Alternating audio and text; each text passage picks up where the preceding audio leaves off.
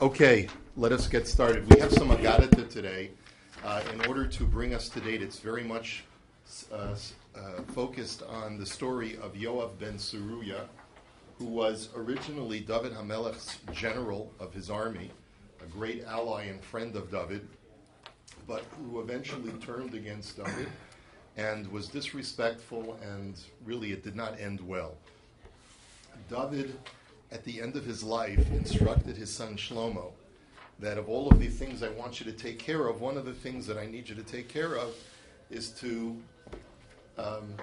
rub out Yoav. In other words, take care of him. He doesn't die a natural death.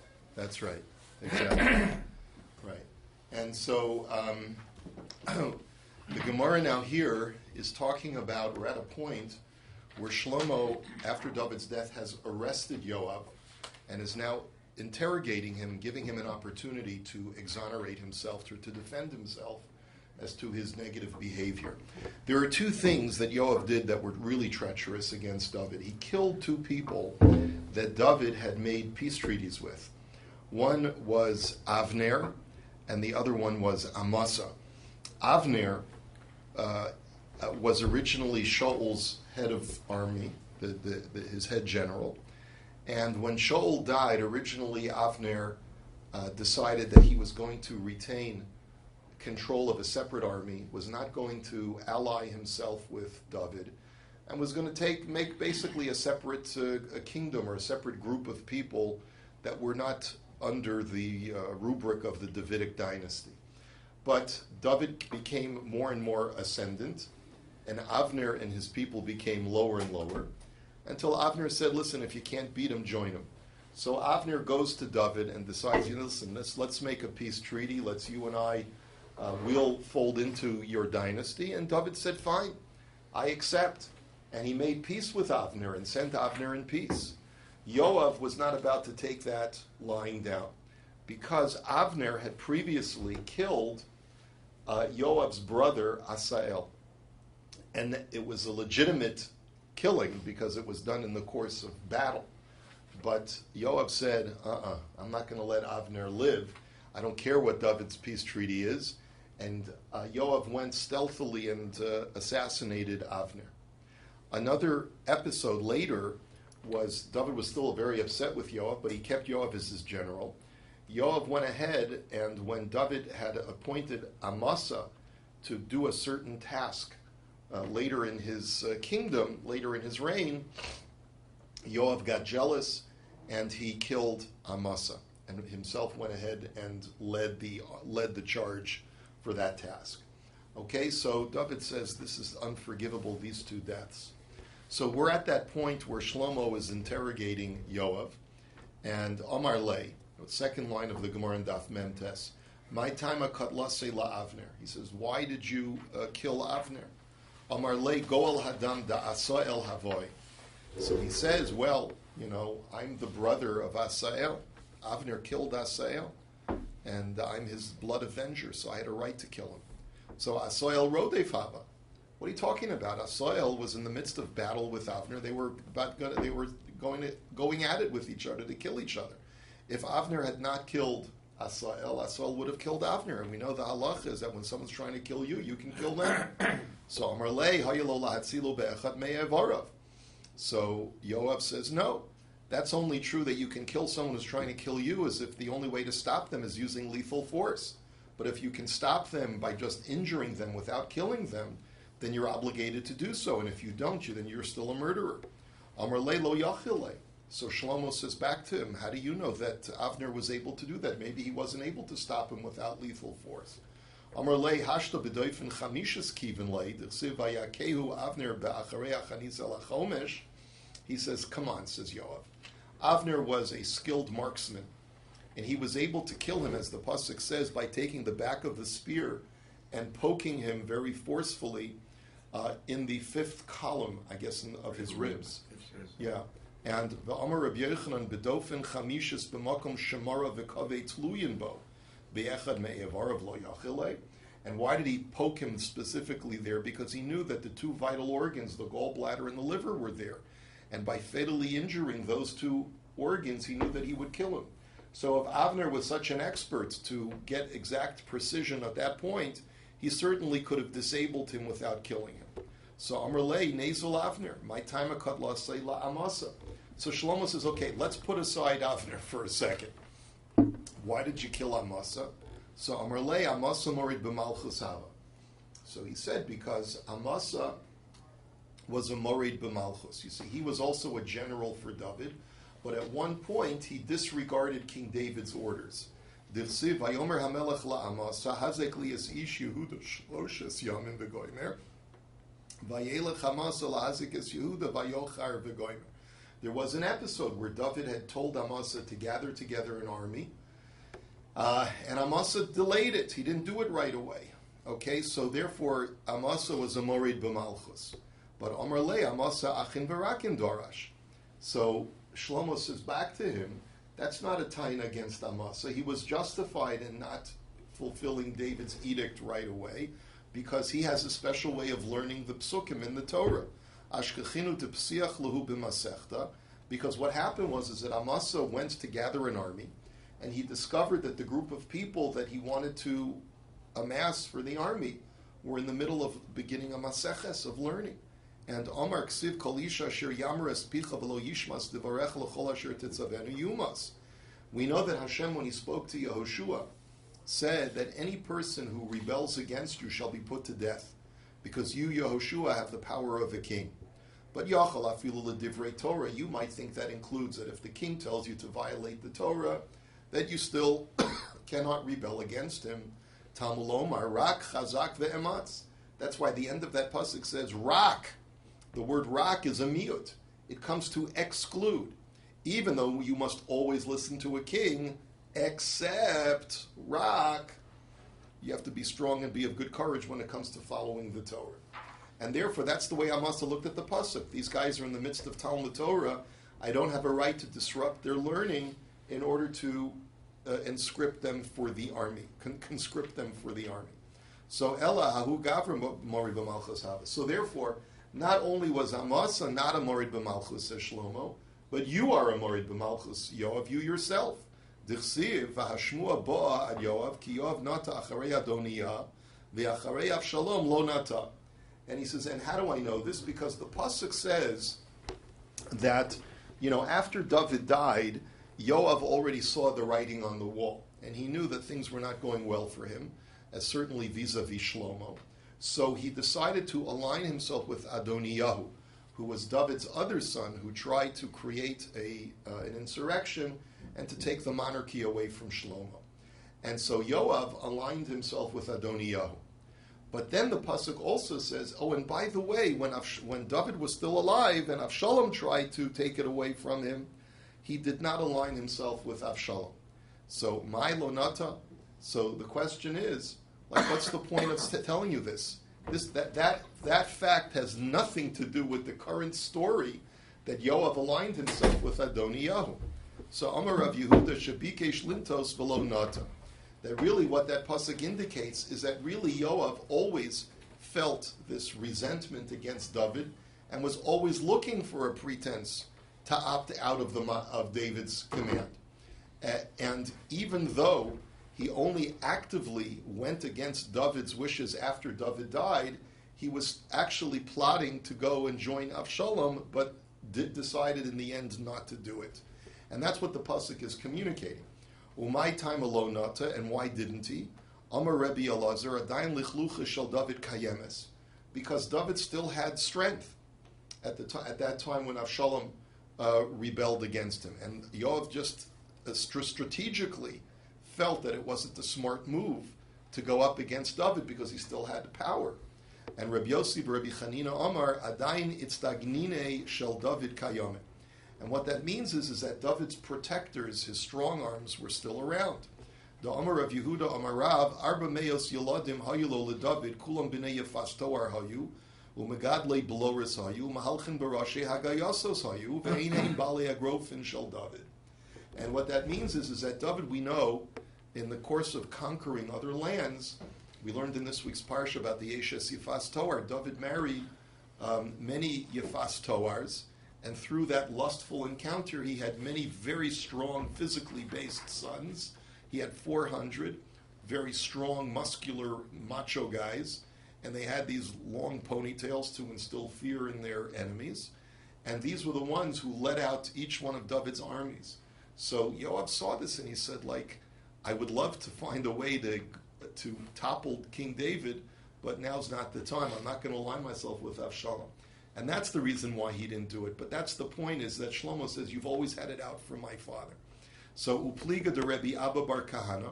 But this narrative of describing Yoav as always having it out to go against David really disagrees with another narrative that says that Yoav was faithful, more faithful to David. The Amar Rabbi Abba bar Kahana, Ilmali David lo asa Yoav milchama. Yoav lo asak David b'Torah. That really David and Yoav had a symbiotic relationship. That if it were not for David's righteousness in Talmud-Torah, Yoav would not have been successful in battle. And if it were not for Yoav taking on the mantle of leadership of the army, David would not have had the ability to study Torah and exercise, his monarchy of Torah. As the pasuk says that David did justice and righteousness for his entire nation, and Yoav was in charge of the army. So what the pasuk is communicating is Matam David asa mishpat utztaka l'chol amo mishum Yoav alatzava, umatam Yoav alatzava mishum de David asa mishpat utztaka l'chol amo. That it was symbiosis. Why was David able to perform acts of justice and righteousness using the Torah? Because Yoav took the responsibility of the army. And why was Yoav so successful in his army leadership? Because David was engaged in Torah and exercising righteousness. So therefore, this narrative shows that David and Yoav really had a very successful partnership with each other, not this kind of adversarial relationship that is described above. Vayetze Yoav me'im David vayishlach malachim acharei Avner vayashivu oso mibor hasira. Now we go back to the story of Yoav's assassination of Avner. After David had made a peace treaty with Avner, Yoav sent messengers asking Avner to come back to meet with Yoav. And Avner went with the messengers. And where did they get Avner from? This place called Bor Hasira. My Bor Hasira, Amar Rabbi Abba bar Kahana, Bor Hasira Garumulo la Avner Sheyeh Hareg. That it was the Bor and the Sira that caused Avner to be assassinated. Now, what does that mean? So Rashi tells us that when Avner was Shaul's general, Shaul was in pursuit of David. And there were two episodes where David had the opportunity to kill Shaul. One was in a cave, and the other one was when Shaul was sleeping. And in both of those situations, David demonstrated that he could have killed Shaul, but didn't. Avner was aware of those two incidents, and instead of bringing that to the attention of Shaul to defend David, he wrote it off and he excused it in some other way. And because of that, Avner was punished in that he was killed by Yoav. In other words, from a divine perspective. Vayatehu Yoav el toch hashar ledaber ito b'sheli. And so then it says that Yoav turned with Avner to the side by the gates to speak to him b'sheli. So first of all, the Gemara asks, what is toch hashar, by the gates? Amar Rabbi Yochanan shedanu din Sanhedrin. That the word gate is like the gate where the Sanhedrin convenes, and that Yoav really felt that he was acting justly like a Sanhedrin to put Avner to death. Amar lei, my taima katlase la asael. So he said to him, like he interrogated him before he killed him, why did you kill my brother Asael? Asael rodefaya. So he said, because he was trying to kill me. So you should have injured him instead of killing him, says Yoav. But lo yachili le, I wasn't able to. I had to kill him. So hashta b'doifen chamishis kivantele be'echad me'evarav lo yachot le. So again, Yoav says to him, if you could be so precise and poke him forcefully in the fifth rib, then obviously you know the anatomy and you could have disabled him without killing him. L'daberito b'shali. So what does the pasuk mean when it says he was speaking to him in Sheli? What does the word Sheli mean? So Amar Rav Yehuda Amar Rav al iske shalo. It comes from the word shal, like shal na'alcha al raglecha. And like Rashi tells us, that means to remove your shoe. What, based on another midrashic text, what Yoav did was create a halachic or a Torah discussion with Avner to create a pretense for Avner to bend over. And what was that? He said, let's talk about the mitzvah of chalitza. We know that a woman who is not getting yibum removes the shoe of the yavam. What does she do if she doesn't have arms? What if she's an amputee? How does she do chalitza? How does she remove the shoe? So Avner says, well, she's got to bend over and pick at the laces with her teeth, and eventually she'll get the shoe off. And as he's bending over to demonstrate, that's when Yoav takes his spear and kills him. Vayakehu shamel hachomesh, Amar Rabbi Yochanan bedofin chamishis makom shemara v'kavei tluyin bo. And that's where he struck him. As we explained before, exactly where the gallbladder and the liver are situated. V'heishiv Hashem es domo al rosho, asher paga b'shnei anoshim tzadikim v'tovim imenu. That in Sefer Melachim, when it says that Shlomo finally had Yoav killed, it says that Yoav was getting payback for having killed two people who were righteous and better than him. So more righteous and better. So Tovim shahayu dorshin achin v'rakin v'hu lo darash. So when it says Tovim, it means that they were greater scholars. That both Avner and Amasa knew the halacha that you have to expound on the Torah, that when a king tells you to do something, your dispensation is only when what? In other words, you have an out if the king is telling you to violate the Torah. We saw that by Amasa, and also Rashi says that also it's true by Avner, because Shaul had told Avner to go kill Nov Ir HaKohanim, and Avner had refused. And so that shows that Avner also knew the halacha that you can't violate the Torah even when the king tells you to do it. And tzaddikim, and why were they called more righteous than Yoav? Shehein bepeh v'lo asu v'hu bi'igeres asa. That in those two instances, the king told both Avner and Amasa verbally, directly in their face, to go ahead and do something, and they refused because they knew that they couldn't violate the Torah. But by contrast, Yoav was not so righteous, because even though the king had only sent him a message in writing, was not as direct, to have Uriah Hachiti put out of the way so that he could marry Bathsheba, Yoav should have disregarded that because it was against the Torah, but instead he was complicit in David's evil plot, and therefore Yoav was not as righteous as Avner and Amasa. Va'amasa lo nishmar b'cherav asher biyad Yoav, amarav shelo chashado. And going very briefly to the story of Amasa, who was assassinated by Yoav, also Amasa, when it says that he was not protecting himself from the sword that was in Yoav's hand, what that pasuk really means is that Amasa was totally blindsided by Yoav, because they were allies. They were both fighting for the same army, leading the same army, and Yoav totally surprised Amasa by killing him. Amasa never suspected that Yoav would resort to him. Vayikaver beveso bamidbar. And finally, we finish on some Agadata that portrays Yoav in a positive light in his personal character. It says that he was buried in his house in a desert. So atu beso midbaru. What does that mean? Yoav's house was in a desert? Or it was a desert? What does that mean? So Amar of Yehuda Amarav kamidbar. Ma midbar mufkar lakol af beso shel Yoav mufkar lakol. That it's to tell you that Yoav was righteous in doing chesed. That his house was open to everybody. It was like a desert. Everything was hefker. You want to come in, you're a poor person, and you want something to eat? Mikasa es sukasa. Everyone can come in. Davar acher, kamidbar. Ma midbar menuka migezel va'arayos, af beso shel Yoav menuka migezel va'arayos.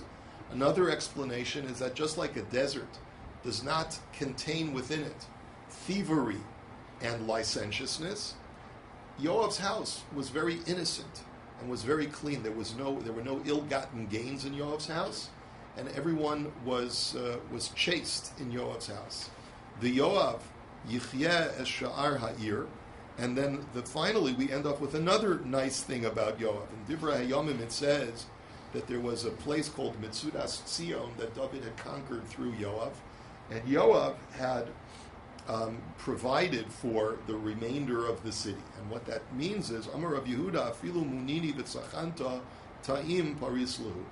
This teaches us that when it came to, even when they besieged the city, Yoav was compassionate to the poor of the city, and that he fed them even fish delicacies that normally you would only give to dignitaries, he gave to the poor of the city. And this shows that he was a compassionate person. Despite his flaws, he was complicated, just like most people. Yoav was a good man in many respects, but he was a bad man in other respects, and that's why he needed to be put to death. Hadron Allah Nigmar Hadid. Let's go on to the next pair. Up until now, when we've talked about the death penalty, what kind of death penalty have we been describing? Skila. Now, beginning from this point onwards, we're going to be talking about the other three death penalties.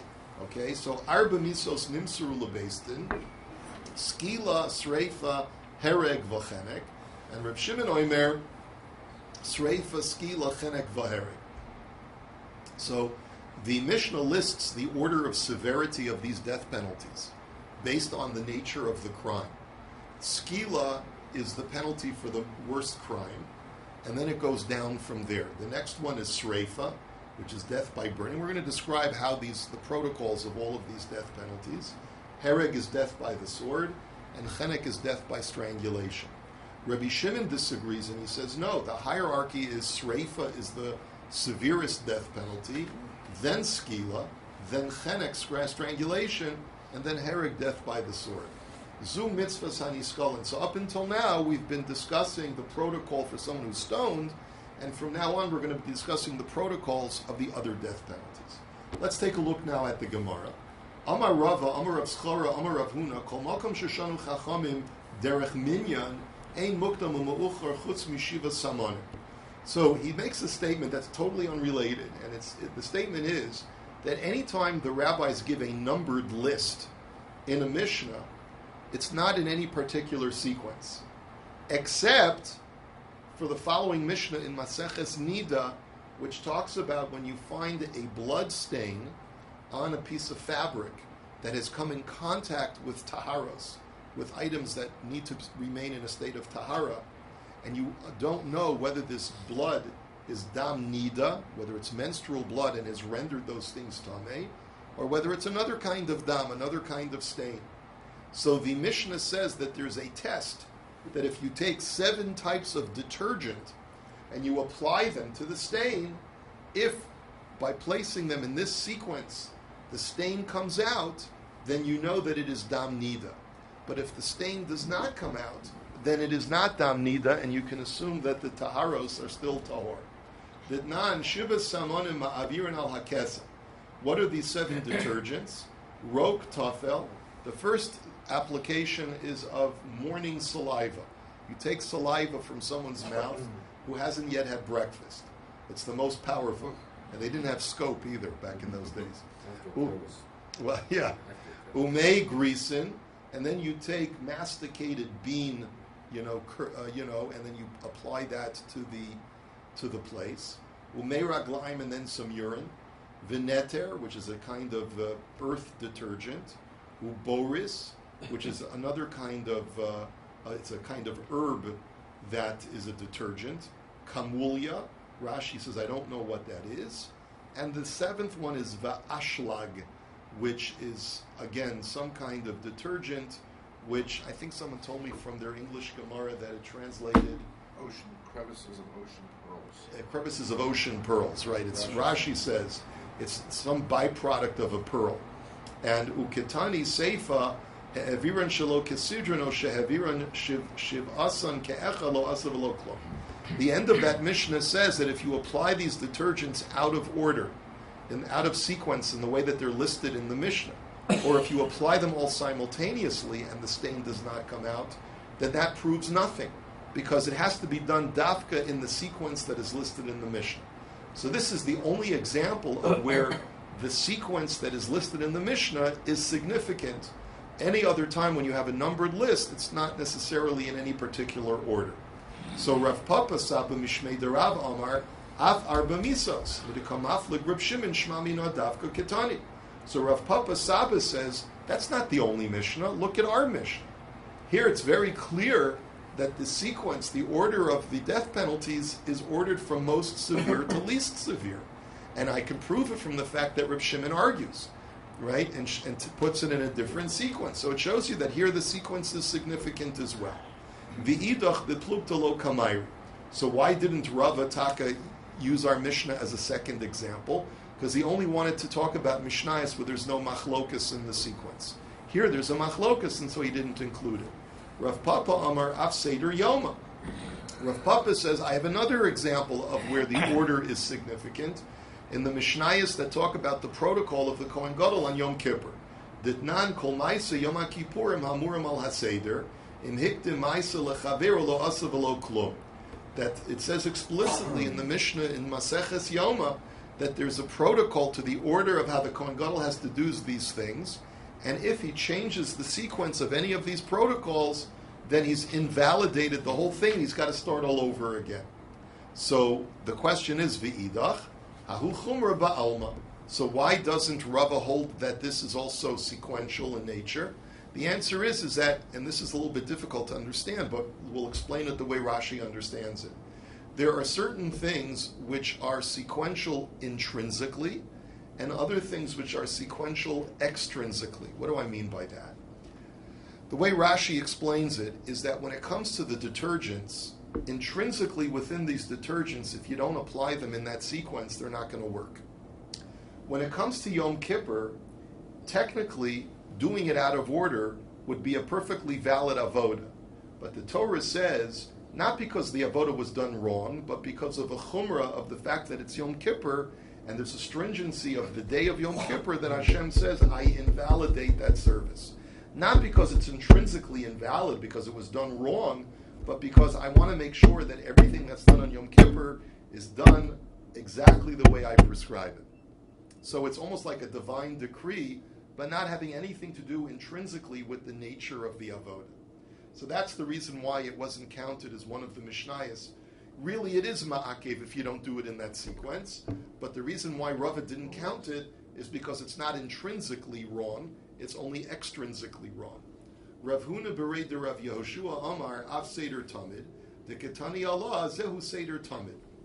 Rav Huna says that also the Mishnah which talks about how to bring the Korban Tamid is an ordered list that has to follow a specific order.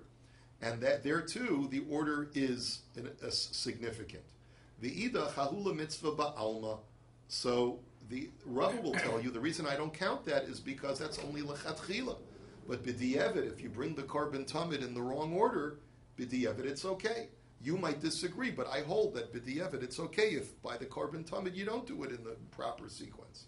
Ula Afuke Mitzvah's Chalitza. But everyone agrees that the sequence that is ordered in Maseches Yevamos, as far as the protocol for doing Chalitza, is not ma'akev, that if you do it out of order, you've still fulfilled the mitzvah. Not like the issue with the detergent, and not like this mission in Sanhedrin.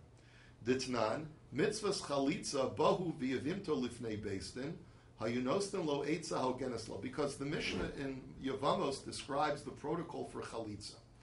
Basically, the Yavam and the Yavama come to beit-din, and in the event that the Yavam is still contemplating doing Yibum, the Sanhedrin gives him advice that is fitting for him.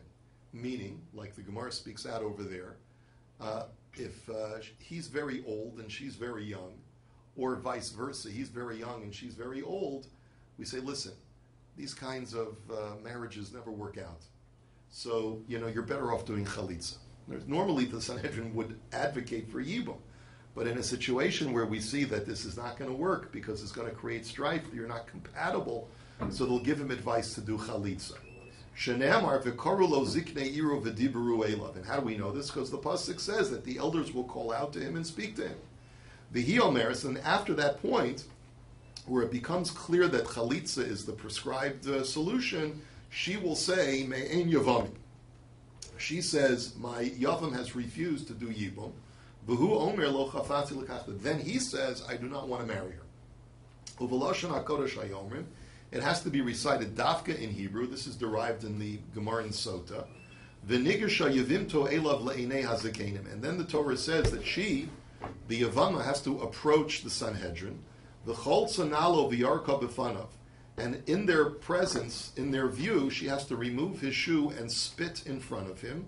Ro kanira l'dayanim. The judges have to be able to see the spittle that she spits. Va'ansa va'amra kacha ye'asa le'ish v'gomer. And then she says, so shall be done to a man who shall not build his brother's home. V'nikra shmo b'Yisrael beis chalutz hanal. And so shall be called in Israel the house of the removed shoe. Va'amar Rav Yehuda mitzvahs chalitza.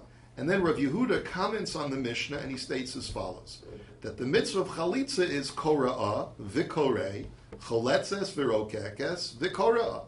That first she says a formula, then he says, then she removes the shoe, then she spits, and then she recites another line.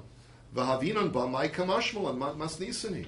And the question that we ask on Rav Yehuda is, what are you telling me that the Mishnah didn't already say? I can see that very clearly from the Mishnah. So hakamashmalon mitzvah hachi v'iapich leslan ba. What it's coming to teach, what Rav Yehuda is coming to teach, is that that's the recommended protocol, right? That's the lechatchila protocol. But if for whatever reason you do it out of sequence, then it's not ma'akev, and the mitzvah is still a valid mitzvah of chalitz. So Tanya Navi Hachi, we have a brisa to support this. Bein shehiktim chalitza l'rakika or rakika l'chalitza masha'asa asui. That if she removes the shoe before spitting or if she spits before removing the shoe, either way, b'di'evet, the mitzvah has been performed. So you see that sequence is not vital in the case of chalitza. Ulafu kemehaditnan. Another example where sequence is not required is where it's clear that the Mishnah is not speaking to require a specific order, specific sequence, is as follows. Kohen Gadol Mishamish Bishmona Kalim, the Hedjot Ba'arba. That the Mishnah says by the Kohen that a Kohen Gadol wears 8 vestments and a regular Kohen wears 4 vestments. Biksonos b'michmasayim b'mitznefes va'avneit. That the 4 basic vestments of every Kohen are the tunic, the breeches, the turban, and the sash, which is a belt. And Mosef Alein Kohen Gadol Choshen ve'ephod u'me'il v'tzitz. The Kohen Gadol has to add 4 additional vestments, which are the breastplate, the apron, the me'il, the outer garment, and the tzitz, the forehead plate. V'tanya minayin shelo yehi davar kodem l'michnasayim. Now notice the sequence of that Mishnah was, what is the first item that is listed in that Mishnah? Anyone? No, the kesonis. The kesonis is the tunic. So you notice that that's the first item in the list. And yet, the Brisa said, how do you know that the first thing that he puts on in the morning is his breeches? Shenemar umichna sevad yihiyu al bisaro. That the Torah says that the linen breeches have to be on his flesh, meaning it's the first thing that he puts onto his naked body. The Tana, my time aktame l'kesonis, mishum da'aktame kra. So then why taka did the Tana of the Mishnah list the tunic first before the breeches? So clearly it's out of sequence. The answer is because the Torah listed the tunic first. And ukra my time aktame mishum demachasyu kulagufe adifale. And the answer is, why did the Torah, to the question, why did the Torah list the tunic first when the breeches have to be put on first? Because since the tunic covers the majority of the body, it's a more chashuv garment than just the breeches, which leaves his torso exposed. So that's why it's listed in that order, but it just demonstrates that many times a Mishnah will be listed out of order of the way that it's supposed to be done, the way that the protocol is supposed to be done. Let's continue with our discussion of the types of death penalty. We said skila, sreifa, etc. So skila, chamura, misreifa. How do I know that skila is a more severe death penalty for more serious crimes? Because it is the death penalty that is administered to a blasphemer and an idolater. So my chumra shekain poshet yado beikar. And so, why are these such serious crimes? Obviously, because this person is violating the Almighty Himself. In other words, you're going directly against Hashem. So, adarabba, sreifa chamor shekein nidla bas koyin shezinsa, But says the Gemara, I can make a counter argument that maybe sreifa is a more serious death penalty because it's administered to someone who commits a really serious crime. A bas kohen who commits adultery is violating the kahuna, and therefore maybe because she's violated the honor of the prestige of the kahuna, she's risen to the highest level of criminality. And since the death penalty for her is sreifa, maybe sreifa is more chamer than skila. It's a little bit difficult to understand the Gemara's havamina. A guy who blasphemes God directly is maybe not as serious as a woman who violates, who dishonors the kahuna. It just goes to show you that really Hashem might be more concerned with the honor of the kahuna than he is about his own honor. That's really what the Gemara is suggesting, that maybe sreifa, therefore, is the more serious death penalty. So the Gemara says no. Kasavri Rabbanan Nesua Yotza Litzreifa Velo Arusa, Mida'afka Rachmana Larusa Biskila Shmamina Skila Chamura. So the answer is that the Rabbanan hold, these Rabbanan who say that skila is more chamer than sreifa, is because they hold that the death penalty of sreifa is only administered to a bas kohen who's already married to a Yisrael, not an arusa. You see, where is the kahuna? Where is the honor of the kahuna violated more? It's when she's still living in her father's house as an arusa and she commits adultery. If she's already left her father's house and then turns bad, so it's not as much of a dishonor to her father because she's living in a different house. So the Chachamim hold that sreifa is only the prescribed death penalty for a bas kohen who's already left her father's house. But if she hasn't left her father's house, then her death penalty is with skila. And that demonstrates that skila is more chamor than sreifa. This is where we'll hold it for today. Mirza Hashem will continue tomorrow. Have a wonderful day.